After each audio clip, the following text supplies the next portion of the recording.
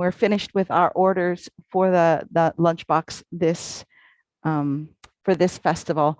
So it's really appropriate that we're going to talk about food sovereignty during this lunchbox time, right before Judge Abby Abenanti comes on and talks as well. So, Jackie, we're good to go. All for your patience in being here for this. And as soon as Shoshana makes it back, I'm sure that we will be able to proceed forth with the interview. We are good to go, Jackie. We'll probably be doing about 15 to 20 minutes, maybe longer, depending on what we get going on. Are we ready to go right now? Great. Let me put my little earpiece back in so I can hear. Hold up. Now I'm all messed up. Wow. So I can hear you, Amanda. Amanda, are you there? Yes. Hi. I want to start by saying that I'm so grateful to be here with you all at this Women's Festival, because I think it's just so righteous to cultivate this kind of community space, even if it's via Zoom, to raise the collective vibration to build a better world. Yeah. I like the word righteous. That was a good word that you used, Amanda. So starting out the gate, why don't you just talk a little bit about where you arrived where you are right now? Yeah, so my name is Amanda McDonald. I'm a fourth year environmental science student at Humboldt State. I've lived here in Goudini, also known as Arcata, for the past 4 years. And the most righteous part of my college experience at HSU has been working with the robust Native American Studies program, and really getting this full spectrum view of what it means to be in natural resource management with this Indigenous perspective. So I'm just so grateful to all the generations who have worked at HSU to build this program and present this opportunity to students to really, change how students go out into the world, into their careers, to, build a better world. That's what we all want, a better world. Like Judge Abby Abenanti said, she said to leave. My goal was always to leave the world better than when I found it. And that has turned out to be a bigger struggle than she thought it would be when she started out. So it's nice to know that that is the goal. So why don't you talk a little bit about the food sovereignty program and what this fundraiser, but beyond the fundraiser, what you're looking to do with the food sovereignty? Yeah, I think I could start by sharing a short 5-minute video that my friend made for the Food Sovereignty Lab, and it does a really good job at explaining the history of how we got here and highlighting some of the students who have been a part of this project since it was conceived in fall 2019. Great. So we were going to show that at the end, but that's fine to do it now. If Shoshana's at the helm and she has given you sharing capabilities. Can you share it? I don't have sharing capabilities right now. You should be good to go now. Okay. There's Shoshana right there. Magic fairy woman. Okay. So this is just a 5-minute short, and it'll do a good job at giving you some context for the rest of our talk here. Great.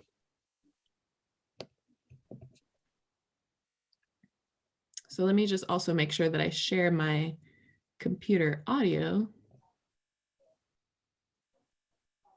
All right, you guys can see this?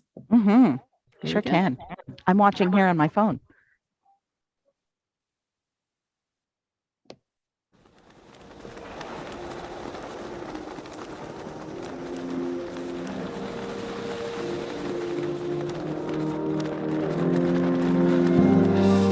We like to dream, because that's how we imagine better things for ourselves.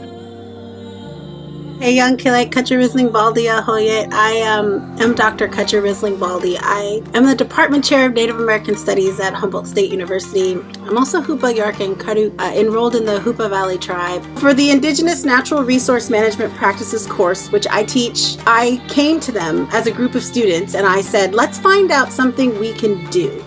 And out of that came a research project that lasted an entire semester. What came to fruition was the HSU Native American Studies Food Sovereignty Lab and Cultural Workshop Space.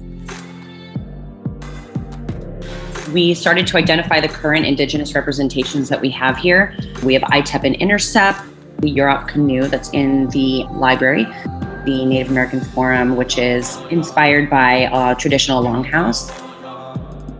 What other campuses in California had? The Fresno State's Peace Garden, and then the Creekside Education Garden at Chico State.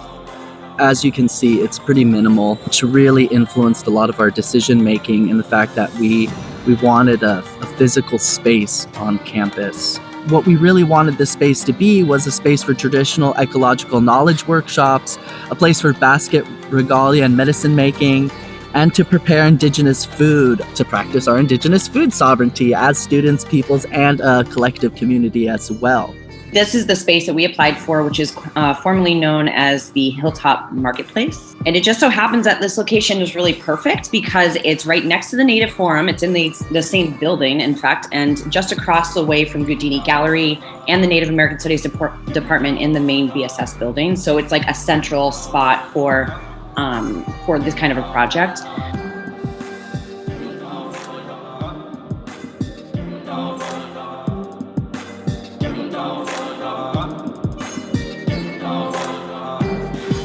We all did testimonies in front of the HSU Senate, one after another, and described why we were so upset with this process, and the overt racial bias that they were pressing on us. And, we had really passionate testimonies.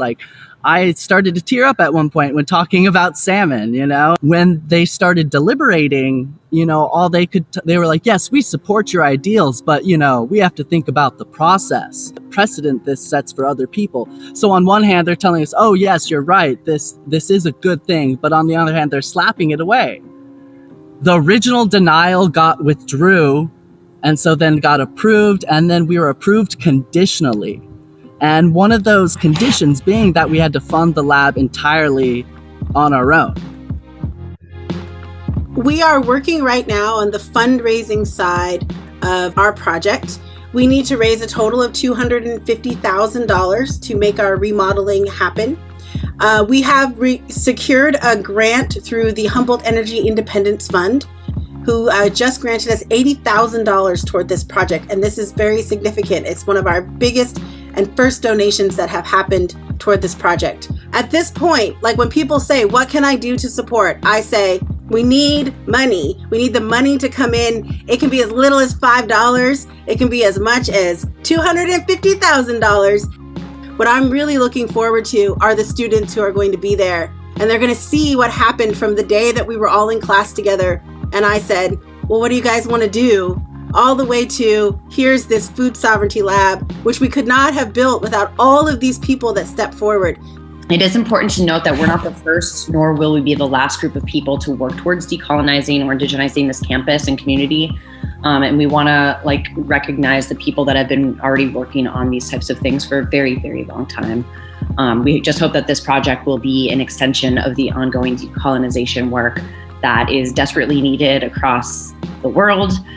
And we hope that this Food Sovereignty Lab will set precedent for schools in California and across the nation to focus on the integration of Native American studies and decolonial practices that will improve all of our lifestyles.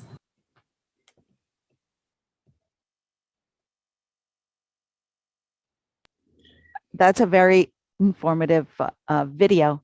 So, Yeah. Amanda, who is involved with the Food Sovereignty Lab right now? So Who are the key players? Yeah, you guys have heard Dr. Kutcher Baldy speak a couple times through different videos today. She is the project director, and our assistant director, Dr. Caitlin Reed. She's a Yurok woman, and they kind of help guide us. And then we have a steering committee of local Indigenous leaders, people from across the state of California who want to support our work. And so our steering committee kind of guides us through our fundraising and eventually setting up our bylaws and how the nitty gritty of the lab is actually going to work. And there's also students on the steering committee and youth. So we just like to be well informed by the community. Nice. So tell me like an example of say say someone from the city of Arcata walks into the sovereignty lab. What would that be? What would that look like in like you talked about building regalia and salmon. So what's an actual event that may happen in the food sovereignty lab when we get that $250,000 that we're going to get for the food sovereignty lab? What is an event that would be there and an activity? Yeah, so we imagine, you know, people from the local indigenous community, maybe from Potawatomi community food gardening, stepping forward and hosting like a food preservation and canning workshop.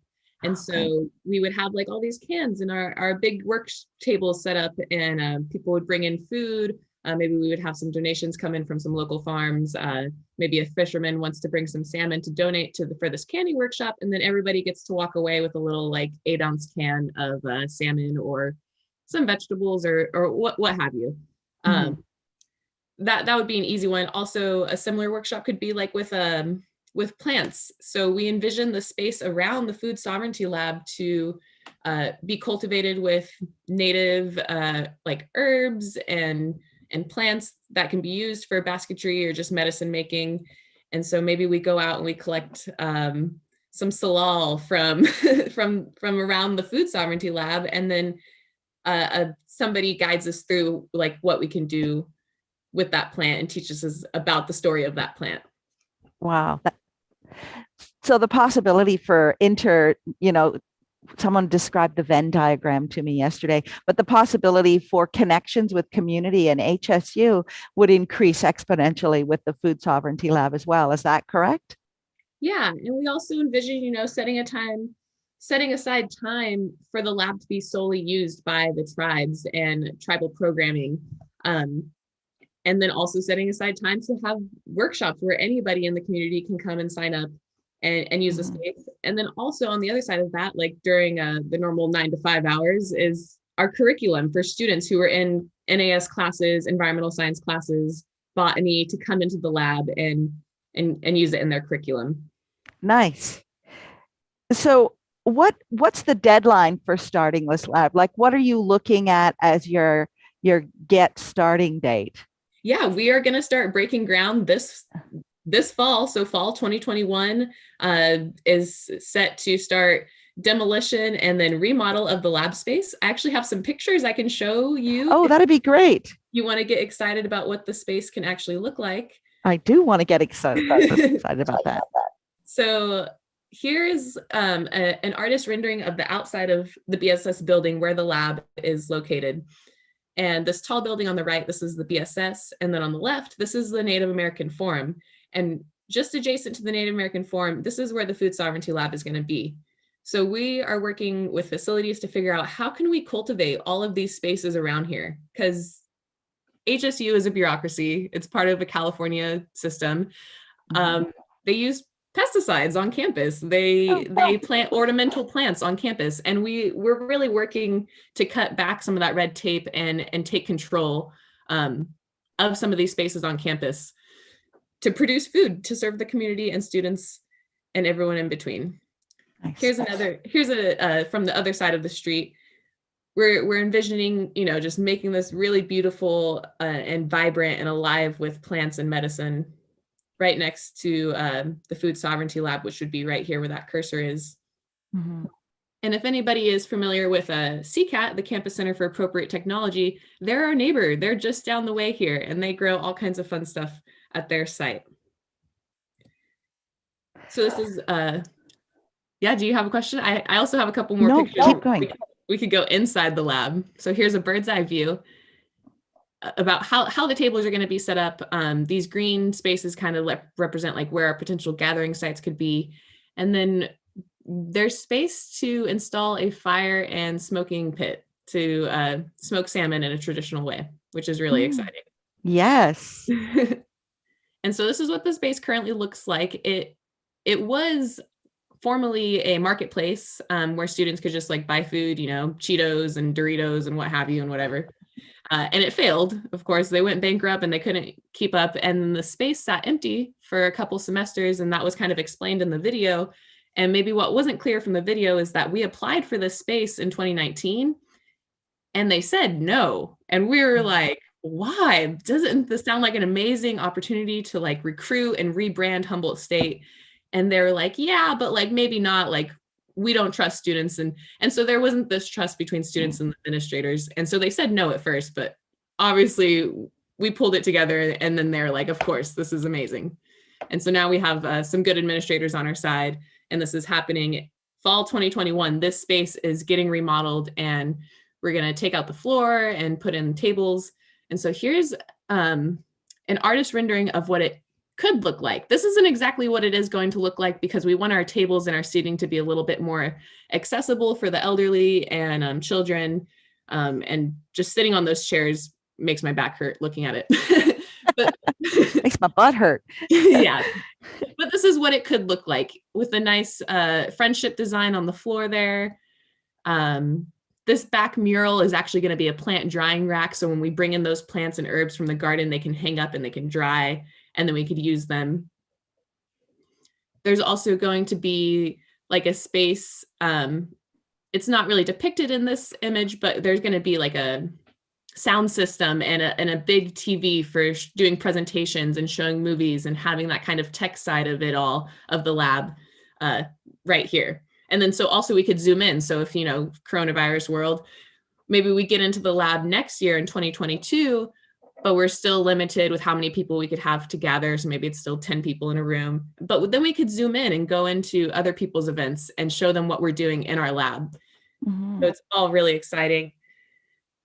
And let's see, what's my next picture here? So yeah, that's the inside of the lab space. I can tell you more about our upcoming events and then the crowdfunding that we're doing this month. Do tell, please. So we're not physically in the lab yet, but we are still hosting events. Last semester, we hosted a 5-part speaker series and had Indigenous scholars from across the state and across the nation come and speak to our audiences. And we had a lot of people attend, and it's really humbling to have all these people zoom into your online event. And so we are hosting a telethon fundraiser and silent auction on the 19th of this month. So all of March, we hosted a crowdfunding campaign, and this is our telethon is to get people really excited about our lab and what we could do in the physical space. So this is just an example. This is what we're doing on Zoom, but like, what can we actually do when we're there and we're together? So on the 19th from 5 to 8 p.m., we are going to be having music and poetry reading and comedy, opening prayers and closing prayers by local Indigenous leaders. And it's just going to be a lot of fun. We really want this to be a lighthearted event where people can come and hang out and make those connections, even if it is via Zoom. And then we also have a whole bunch of really awesome donations that have come through from a lot of our community partners. And so we have a silent auction going on this same night that'll run throughout the weekend where people can bid and help us raise to that $2,500 mark. And so if anybody in the audience is interested and you want to come to this fundraiser, or our friend raiser as we're calling it, you should be able to just hold your phone up to this screen and that QR code will take you to the registration page. I checked it before, so. That's great. We can put that out too on the Zero to Fierce site, and this will run on the Zero to Fierce site, and it'll be live on YouTube. It's being recorded, so it can people can access that afterwards. One of the discussions that we had yesterday with Camare Davalos, who graduated from the Native American Studies Department, was the importance of cultural centers in healing, and that a lot of times she was talking about a young Native woman who was abused, and the cultural center in her community became a respite for her and a place where she could go and connect with her traditions and her elders. And so to me, that's also the importance of having this center that's close to the Goudini Gallery as well, correct? Yeah, and we're calling this space Wiyot Plaza because we have the Goudini Gallery right there. Yeah. And we're going to have this food sovereignty lab, which is going to be named in the Wiyot language. We're working with the Wiyot tribal community and naming this lab in the Wiyot language. So it's not always just going to be called the Food Sovereignty Lab. It's going to have more place-based name to complement the Houdini Gallery and the Native American Forum that's right there. What do you think will be the effect on the Sovereignty Lab as HSU looks towards changing its designation? I think it's as a technical college or a Polytech, a polytechnical college. Polytech, that's it. And Dr. Caitlin Reed had this fantastic remark that it's actually Polytech, T-E-K, right? And it's just so relevant and thematic to how, at least in my experience, how we learn with Indigenous peoples. It's very hands-on, it's very immersive, and it's place-based.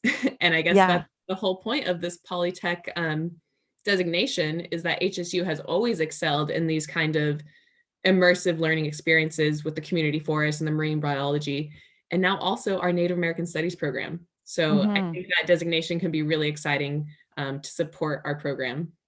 That's exciting. I think that's the exciting part about developing that aspect of Polytech of the university, to really connect with what we're doing locally. So that's exciting. Sorry, I said like 6 times. Bad speaking. So you're looking to raise $250,000, but you're looking to raise $25,000 through the Facebook fundraiser? Yes. So our giving page is just for this month, just March 1st to March 31st, we're looking to raise that $25,000, because the $25,000 will just be the equipment that will go into the lab. The refrigerator, all the stainless steel, the flow hoods, the stove, the drying rack, all the equipment that we're going to need. And we're trying to raise that money this month to get us to that $250,000 to start the remodel and get all the stuff in there, to hopefully get students and community members in the lab by fall 2022. So really, you're looking for 25 people in our community to give $1,000 to the Food Sovereignty Lab. At a time when I hear there's a lot of Americans who have saved a lot of money by not traveling and not, and making money on the stock market. So that feels like a very doable plan in our community. So I'm going to put that out there as a challenge to people in our community, for 25 people to give $1,000 to this amazing project.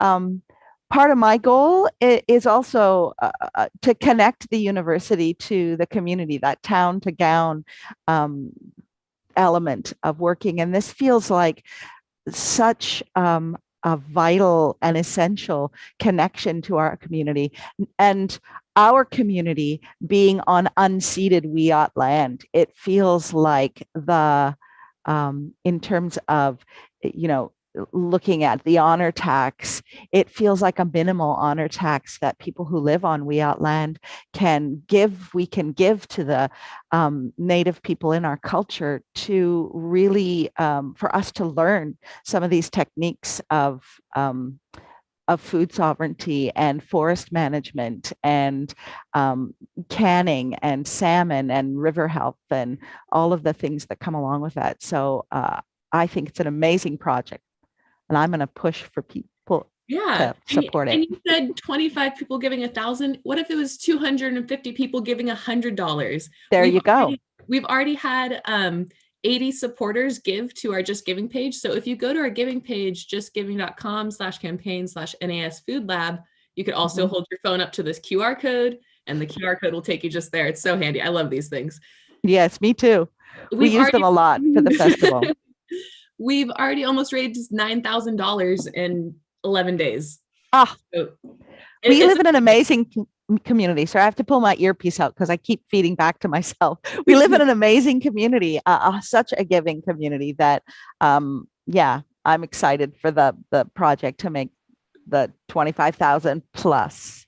Yes. So please, if you can, go to our giving page, give whatever you can, $5, $10, $25, $100. It all helps. And you will see the vibrancy that this lab will spickle out into the community. and it'll be it'll be I really like that word, amazing. spickle out. We'll just spickle out. Yeah. A righteous spickling out. And so if you have any questions and you want to follow up about me, about maybe making a donation to the lab or getting involved, coming to a steering committee meeting, whatever you're called to do, my email is amandamcdonald@humboldt.edu, and I would We love can to put chat. that in the chat. Yeah. Yeah. So reach out. Thank you so much for joining me, Amanda, and us here at the Zero to Fierce Festival. I am excited to come to the Food Sovereignty Lab and helping out however I can with whatever we can do here at the Playhouse to make it so. So thank you so much for coming, and have a great day. Yes, thank you all so much for having me and doing this work and empowering women and empowering our community. It's really awesome. Thank you. Bye-bye. Bye.